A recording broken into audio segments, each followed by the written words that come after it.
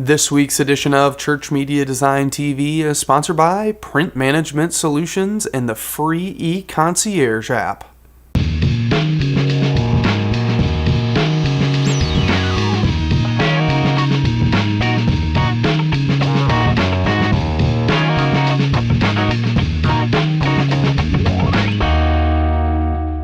Welcome to another edition of Church Media Design TV, tips, tricks, and how-to for you, the church media designer. I'm your host, Brad Zimmerman, and as you can see, things aren't back to normal yet. We're at my desk again. The studio is getting finished, and hopefully we'll be finished soon. But for now, we have a great episode for you this week. We got a stockpile full of awesome resources, as well as a how-to segment where we're going to answer some of your questions about After Effects and college and all sorts of other stuff. But one big piece of news that I wanted to let you guys know about is I am launching another new show. Now, I've joined up with the guys over at Creation Swap to launch the Creation Swap Update. Now, Creation Swap is a great website where you can download a ton of free resources, share resources, join the discussion on their forums, as well as soon you'll be able to buy and sell resources on there, and it's all geared towards the church. Now, this show is a lowdown on what's new and what's important to you in church media. So you don't have to dig through blogs and RSS feeds and spend hours on Twitter. Let me do that, and then you can just check in every once in a while and find out what's new and what's important for you. So that's a really exciting new show. I'm really proud of it, and I encourage you guys to go check out the first episode of that. I think it's great. But let's get into the show now. I don't really have anybody to throw it to, so let's just get into it. Well, let's reach into the stockpile and grab some great resources for you and your church. And the first one is for those of you who are wanting to learn about DSLRs or SLR cameras. Maybe you're wanting to buy a 7D or a 5D Mark II to shoot video on, or you want to become a better photographer at church events. This is an awesome resource for you. It's called the Camera Sim. Now, this is an online SLR camera simulator, and as you can see here, you have an image, but it's pretty cool. It's all based in Flash, and you can, decide, what's the lighting, what's the distance. So you can change the distance here, and then you can change your focal length. So you can mess around with all these different things. You can change your ISO speed. You can say, do you want shutter priority, aperture priority, manual? So we're going to say shutter priority, and then we're going to take our speed way down to, tenth of a second, or way up to a tenth of a second, and then we can snap a photo and we can see it's all blurry. So maybe we need to take our shutter speed up, and now we take it and everything's super crisp and clean. So you can, mess around and find like a good, so that's, she's still clear, but the thing's still spinning. So you can find some really cool things in there, and it really helps you learn a lot about it. As well as if you scroll down the page, you'll find out what all the different controls are, what they mean, what the modes are, what do all these different words that you see on these cameras actually mean and do. Well, the next resource is all about Adobe Color. Now, Adobe Color, we've talked about before. It's a place that you can go check out color schemes here. You have all these different ones, and these are, maybe this would be a nice spring fall one. This is definitely a spring one. Maybe this is a little bit more subdued design, something like that. These are great ways to pull out color schemes for designs without having to, always end up with the same 3 or 4 colors that you always do. Well, what happens if you want to bring this inside a program like After Effects that doesn't support it? Well, Fuel for Your Motionography has you covered. As you can see, you can make your colors cooler, and John posts about this, about Adobe Color, and some different ways that you can do it. There's the cut and paste method, the swatch you want method, Chameleon, which is a add-on, and then color preset that you can create from a Toots Plus, and then Multanen's preset. So some really interesting ways. So if you're looking to get color schemes inside After Effects, I would encourage you to check that one out. Now next up is even more presets for you, but these are all about cross-processing and bleach bypass. Now these are different ways to stylize your footage or to color grade your footage, and Rich Young over at the Pro Video Coalition talks about this, and there's some different simple effects you can do from different people, but it's a huge roundup of 10 different ways to do bleach bypass and cross-process, and you can see a great look that you get here with the cross-process, and it really makes your footage kind of have a cool different feel to it. Now next up is even more free project files for After Effects. Yes, I told you this was full of tons of stuff. Now Arwen Rabinowitz, who runs All Bets Are Off Productions, who used to be at the Creative Cow and now is at Red Giant TV and also does some different side projects on his site, has posted quite a few different presets over the last few months, and I thought you guys should check them out. Now the first one is his Film Flash, a free dynamic preset for After Effects, and you can see the example here on how this works to cut between pieces of footage. It's a really nice effect. Then he has his Spy Photo, which is another dynamic preset, and you can check out a tutorial as well as download it, and it doesn't require any third-party plugins. And then last but not least is a free template file called Movie Magic, and you can check out the preview here, and this would be a great one that you could use just as an intro for an event or announcement video or something like that. So you can find all of those links in the show notes at cmd.tv/131. You can find all those links there, as well as if you have any links or resources you want to share, you can leave those in the discussion in the show notes. Again, at cmd.tv/131. Go check them out. Well, before we move on, let's say thank you to our sponsor of Print Management Solutions. Now, Print Management Solutions has been a longtime sponsor of CMD, and they're back with a free tool to help manage all of your printers.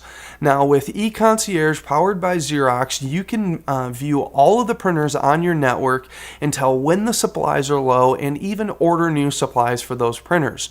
Now, the cool part about it is it doesn't just work with Xerox printers, it works with a ton of major brands, including HP and Lexmark.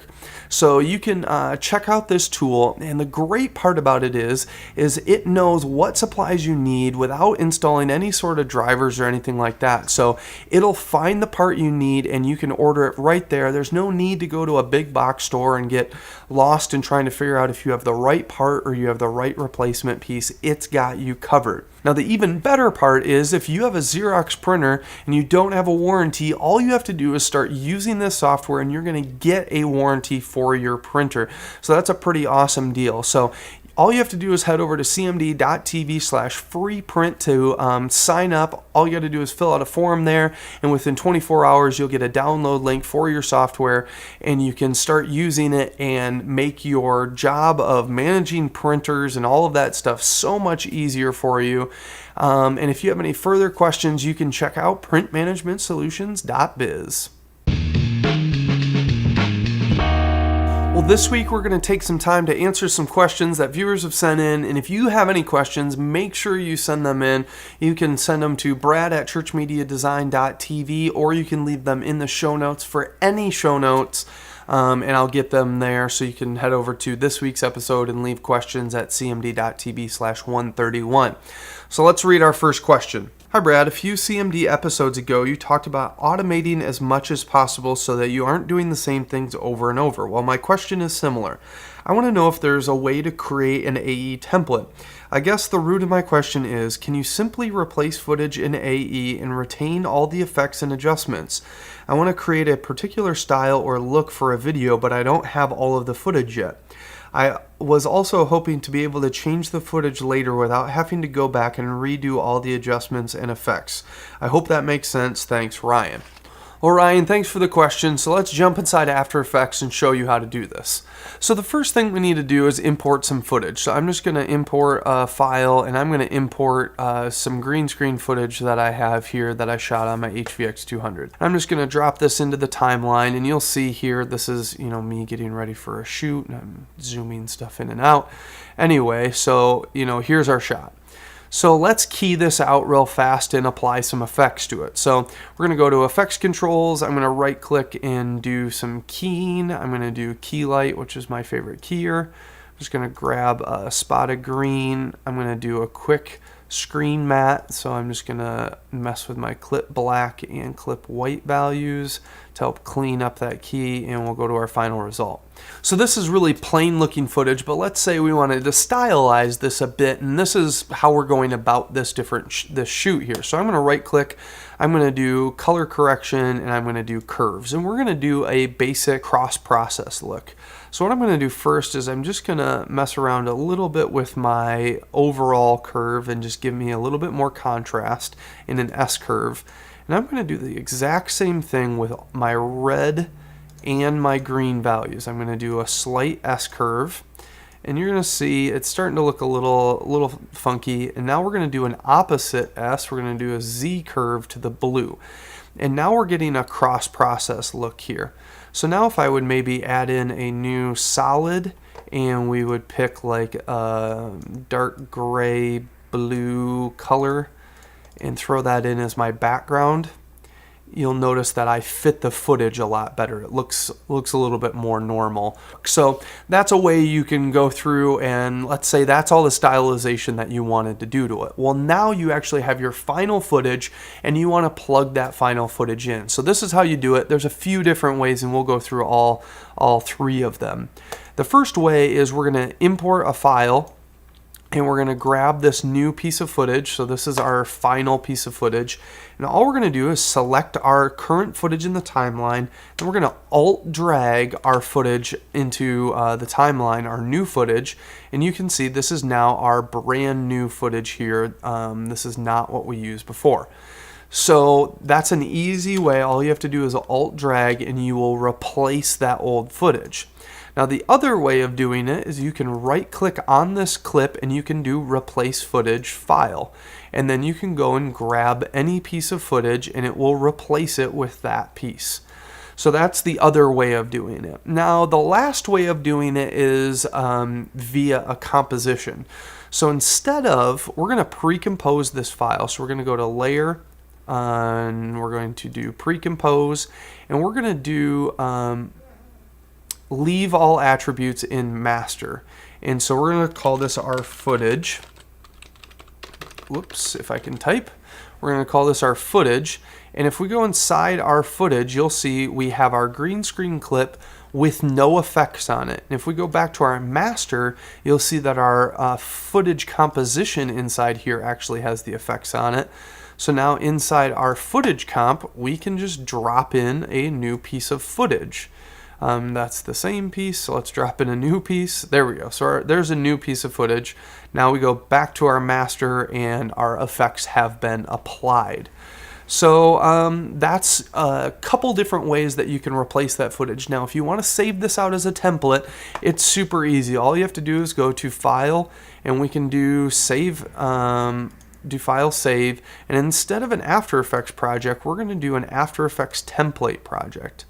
So I'm going to go save this into our episode folder, and we'll just call this our test temp, and we'll hit save. So now we have our test template. So now we can go open project, and we can open our test template project. Now when we open it, one thing you'll notice is up here at the top, it doesn't say test temp in a template file. It's actually an untitled After Effects project, but it has all of our stuff in there. Now the reason it does it this way is so that you don't overwrite your template. Your template is there to give you a starting point for a brand new file.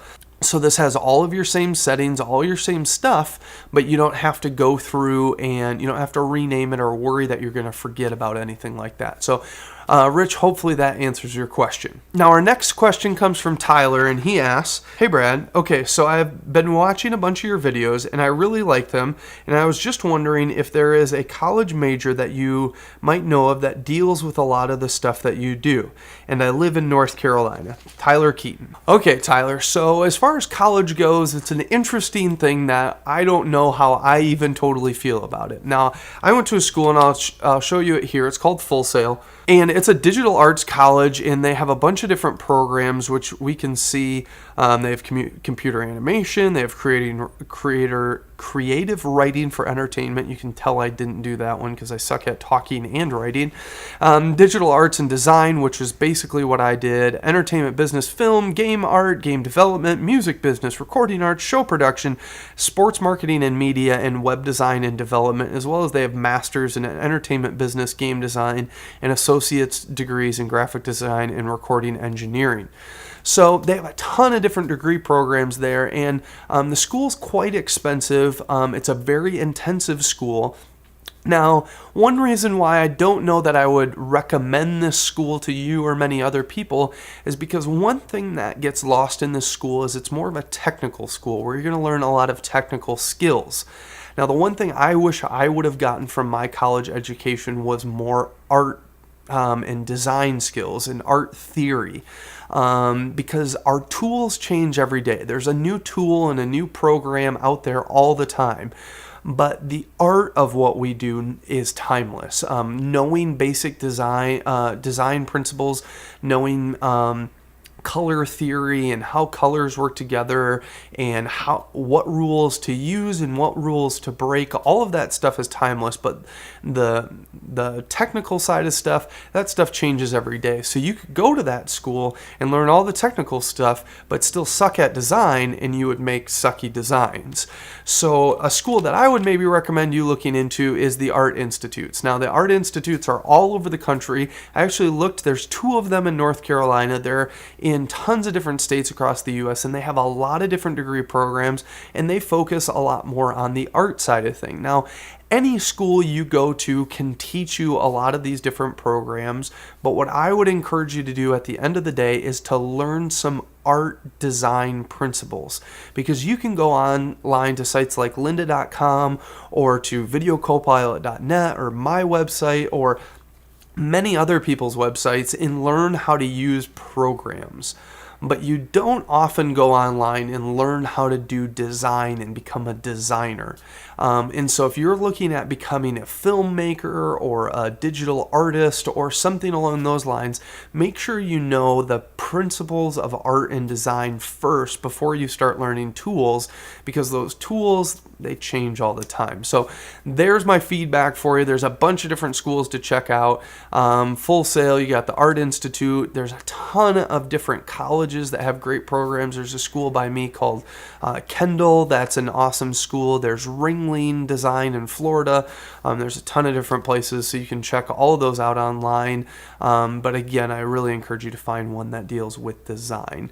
So if you guys have any questions or comments, or you disagree with anything I said today, make sure to leave those in the show notes at cmd.tv/131. And if you want your question answered on the show, make sure to send me an email, brad@ChurchMediaDesign.tv. Well, this week's inspiration isn't a video for the first time in a long time, but it's a website full of tons of awesome designs, and it's called typographicverses.tumblr.com. Now, Typographic Verses is a typographic posters of Bible verses and lines from hymns with a focus on great design and great verses made by Jonathan Ogden. I think it's Ogden. Anyway, forget how to say his name. His designs are really cool, and you can see here that he's got the beginning and the end, and just some cool designs and some great posters. You have the Beatitudes here, and just I love how he's pushing his design by using these Bible verses.